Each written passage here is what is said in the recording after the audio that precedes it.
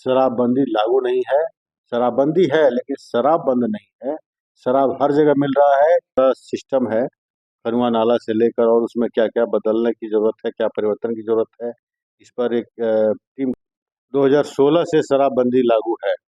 25 आ गया तो करीब करीब 9 साल 10 साल होने जा रहा है। ये भी जीतने के बाद ऐसा कहे लेकिन कोई कुछ किया नहीं, तो छपरा की आवाम आप पे भरोसा कैसे करे कि आप जीतने के बाद छपरा विधानसभा के ये जल जमाव की समस्या को और नाले की समस्या को दूर करेंगे। एडीजीपी थे, उस पद को छोड़ के आना और जनसुराज के लिए खड़ा होना और छपरा से विधानसभा सीट मिलना, उसके बाद लड़ना, मतलब ये कहाँ तक। अभी हम आपको एक ऐसे शख्सियत से मिलाना चाहते हैं जो किसी पहचान के मोहताज नहीं है। जी, ये पूर्व में आईपीएस भी रह चुके हैं और अभी जो है जनसुराज के छपरा के उम्मीदवार है। आइए हम इनसे बात करते हैं और कुछ बात जानना चाहते हैं। सबसे पहले बहुत बहुत स्वागत है सर आपका। बहुत धन्यवाद। आपके माध्यम से आपके दर्शकों को मैं प्रणाम करता हूँ। जी सर, सबसे पहला हमारा सवाल या बात ये रहेगा कि ये छपरा विधानसभा से जो आपको टिकट मिला है, तो ये तो आपकी न कर्म भूमि है न जन्म भूमि है, तो फिर यहाँ के लोग आपको वोट दें और यहाँ के लोग आपको छपरा विधानसभा से जिताए, इसके लिए क्या कहें। मैं आपकी जानकारी को थोड़ा दुरुस्त कर दूं। जी बताइए। सारण ही मेरी जन्मभूमि भी है और अब मेरी कर्मभूमि भी है। हम लोग मूलतः यहीं के रहने वाले हैं। बगल में मांझी प्रखंड है। मांझी प्रखंड में मेरा गांव है टेगड़ा, और वहीं पे मेरा जन्म हुआ है। तो यही मेरी जन्मभूमि है और अब मेरी कर्मभूमि। जी, एक तरफ आपने कुछ दिन पहले एक वीडियो देखा होगा कि छपरा के जो सांसद है राजीव प्रताप रूडी, वो कह रहे थे कि छपरा के जो बाहर के रहने वाले हैं वो कहते हैं कि छपरा जो है अच्छा नहीं है, जबकि छपरा की सड़कें बहुत अच्छी है। आप यहाँ पे रह रहे हैं तो आप भी देखे होंगे छपरा में गड्ढे तमाम है, पानी जल जमाव से पूरा छपरा ग्रसित है। अगर आपको यहाँ की लोग चुनती है तो आप इसके लिए पहले क्या कीजिएगा, या आप भी वो जैसे फ्लाइट से उड़ के ऐसे टिप्पणी करते हैं एक पॉडकास्ट में, ऐसा आप भी कीजिएगा। नहीं नहीं, देखिए मैं तो फ्लाइट से बहुत कम ही चलता हूँ। मैं आमतौर पे रेल से ही सफ़र करता हूँ। और मैं जो अपना अनुभव कर रहा हूँ, अभी आपने देखा होगा मेरे घर के आगे ही पानी लगा हुआ है। बारिश बंद हुए हुए 1 हफ्ते से ज़्यादा बीत गया, अभी भी पानी लगा है। और जब बारिश हुई थी तो करीब करीब घुटने से ऊपर पानी था हमारे घर के आगे। मैंने एक वीडियो भी बनाया था जिसमें मैं खुद ही पत्रकार के रूप में एक्ट कर रहा था और डाला था शहर में। तो छपरा शहर में जल भराव की बड़ी समस्या है। ये बात अलग है कि दोषी किसको माना जाए। बात दोषारोपण का नहीं है। बात ये है कि अब ये समस्या है तो अब इसका निदान जरूरी है। हम लोग की सरकार आएगी तो एक बहुत बड़ा हम लोग इस पर काम करेंगे। और जो एग्जिस्टिंग हमारा सिस्टम है खनुआ नाला से लेकर, और उसमें क्या क्या बदलने की ज़रूरत है, क्या परिवर्तन की ज़रूरत है, इस पर एक टीम गठित होगा स्टडी करने के लिए। एक्सपर्ट टीम बनेगी और तमाम तरह के अध्ययन के बाद उस पर प्रोजेक्ट रिपोर्ट बनाया जाएगा और विभिन्न स्तरों में उसको लागू किया जाएगा और शहर की जल भराव की समस्या दूर की जाएगी। सांसद महोदय राजीव प्रताप रूढ़ी, अब यहाँ के वर्तमान विधायक हैं सीएन गुप्ता, यहाँ के मेयर है, मेयर का नाम मेरे संज्ञान में अभी जरा नहीं है, ये भी जीतने के बाद ऐसा कहे लेकिन कोई कुछ किया नहीं, तो छपरा की आवाम आप पे भरोसा कैसे करे कि आप जीतने के बाद छपरा विधानसभा के ये जल जमाव की समस्या को और नाले की समस्या को दूर करेंगे। देखिए ऐसा है कि मैं ये नहीं जानता कि उन्होंने क्यों नहीं किया। जहाँ तक मेरी बात है, अ, मेरा आप देखिए ट्रैक रिकॉर्ड देखिए। और मैं शुरू से ही जहाँ गया हूँ अच्छा काम किया हूँ। और प्रशांत किशोर जी ने मुझे जब आह्वान किया है तो उससे पहले मेरे पर उन्होंने अध्ययन कर लिया था। उनकी सर्वे टीम जो है उससे कोई बच नहीं सकता। तो तमाम प्रकार का फीडबैक मेरे पर लिया गया है। और आपको 2-3 चीज़ें बताता हूँ मैं। अ, जैसे छपरा में ही अ, बगल में कई तरह के प्रॉब्लम्स हो गए थे और मैं सर्विस के दौरान लोगों ने मुझे याद किया और मैं जिला प्रशासन से बात करके उसको सुलझाया। जो कोरोना काल में बहुत से लोग हमारे हिमाचल में बद्दी में फंसे हुए थे, उनको अन्न, चावल, दाल, आटा दिलवाने से लेकर और उनको वहाँ से लेकर और परसा तक पहुँचवाने की व्यवस्था मैंने कराया था। इसी तरह से बीच-बीच में मैं आता हूँ, कोचिंग संस्थानों में जाने से लेकर स्कूल्स में जाता हूँ, कॉलेज में जाता हूँ, पढ़ाता हूँ, बच्चों को मोटिवेट करता हूँ। विभिन्न प्रतियोगी परीक्षाओं में पास करने के लिए क्या-क्या करना चाहिए, उस सब का मैं टिप्स देता हूँ। तो मेरे जीवन का फ़िलॉसफ़ी कुछ अलग है। ईश्वर ने मौका दिया है, इस तरह सामर्थ्यवान बनाया है, माता सरस्वती की कृपा है, तो दूसरों को इससे लाभान्वित करें, ये मेरी सोच है। और इसकी वजह से मैं दावे के साथ कह सकता हूँ कि मैं ज़रूर छपरा में बेहतरी लाऊँगा।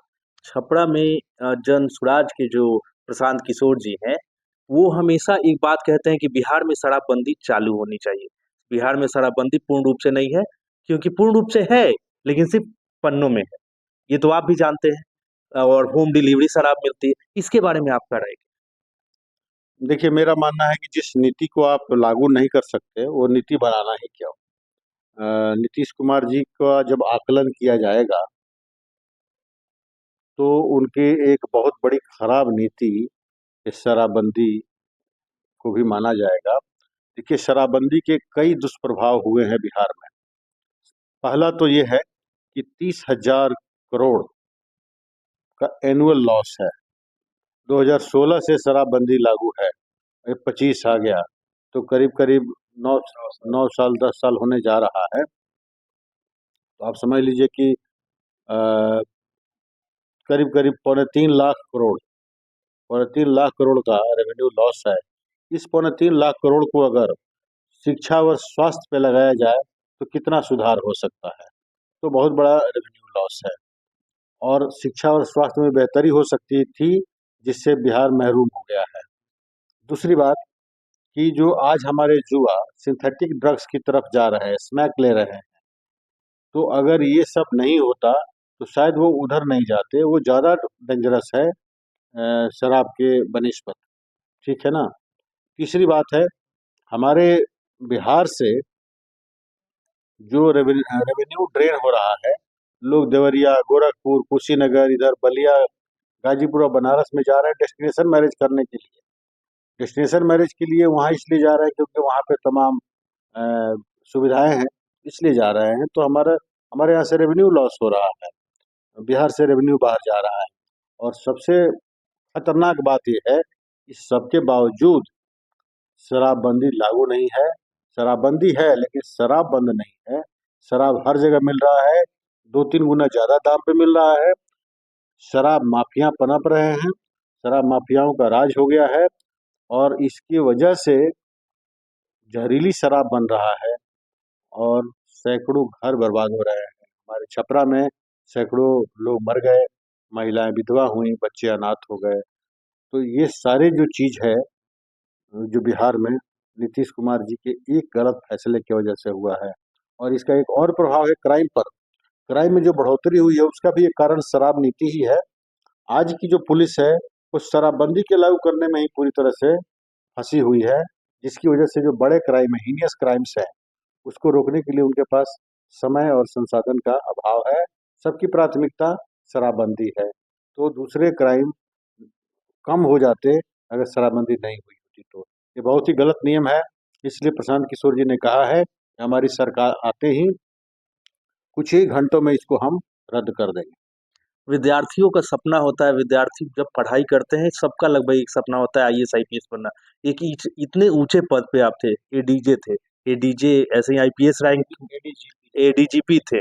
उस पद को छोड़ के आना और जनसुराज के लिए खड़ा होना और छपरा से विधानसभा सीट मिलना, उसके बाद लड़ना, मतलब ये कहाँ तक?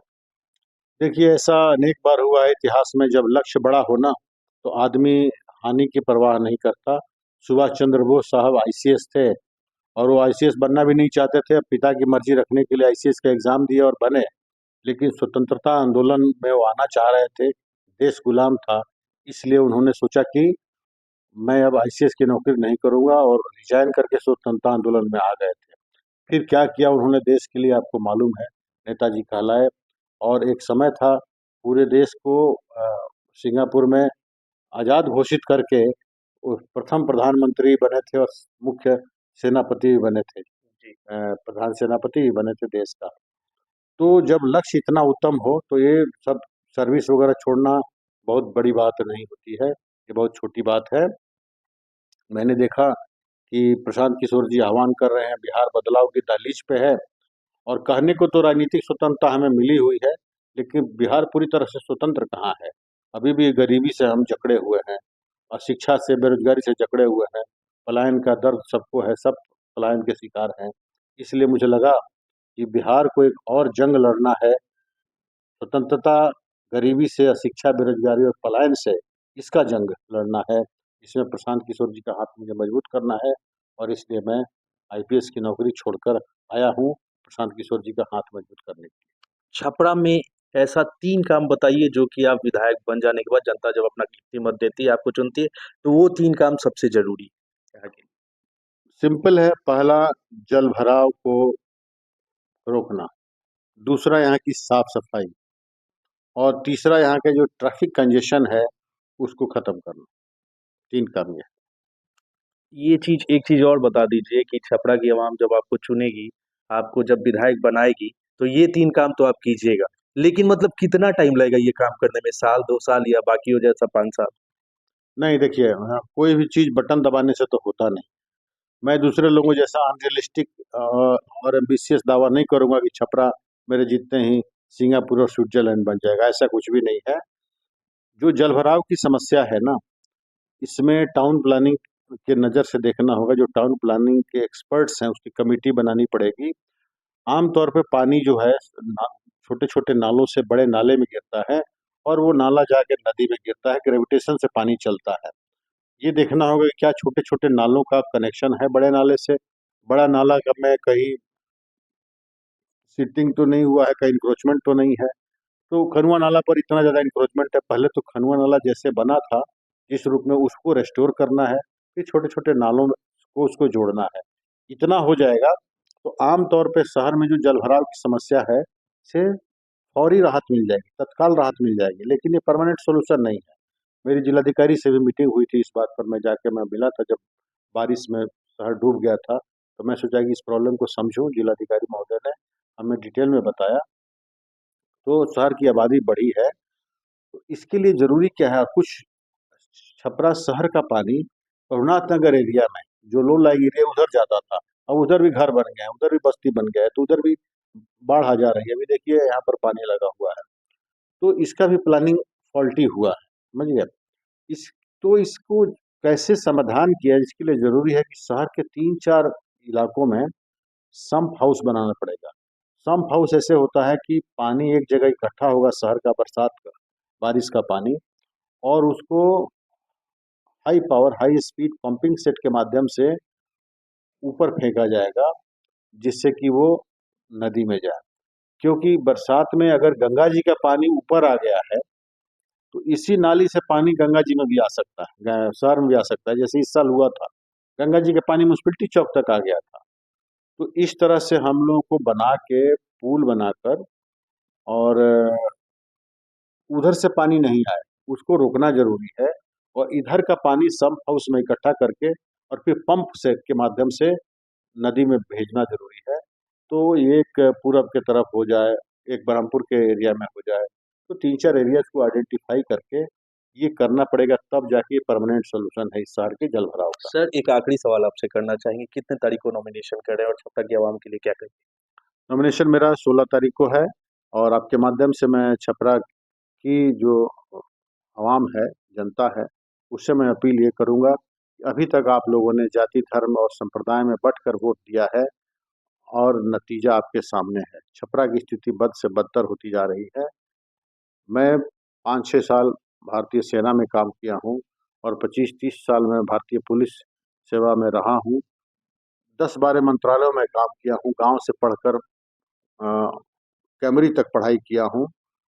मुझे तमाम विकसित देशों के जो अर्बन डेवलपमेंट है उसकी जानकारी है, बेस्ट प्रैक्टिसेस जो देशों में हो रहे हैं उसकी भी जानकारी है। तमाम अनुभव के साथ मैं यहाँ आया हूँ। अगर मैं जीता तो उस सारे अपने ज्ञान और अनुभव को छपरा की बेहतरी के लिए बनाऊंगा, लगाऊंगा, और छपरा को एक एक सुंदर, स्वच्छ, समृद्ध और सुरक्षित शहर बनाने का संकल्प लिया हूँ। इसमें मेरी मदद कीजिए और मैं सदा इसके लिए आपका आभारी रहूंगा। यही मैं छपरा की जनता को संदेश देता हूँ और अपील करता हूँ। अभी आप सुन रहे थे जनसुराज के जो उम्मीदवार हैं जयप्रकाश सिंह को।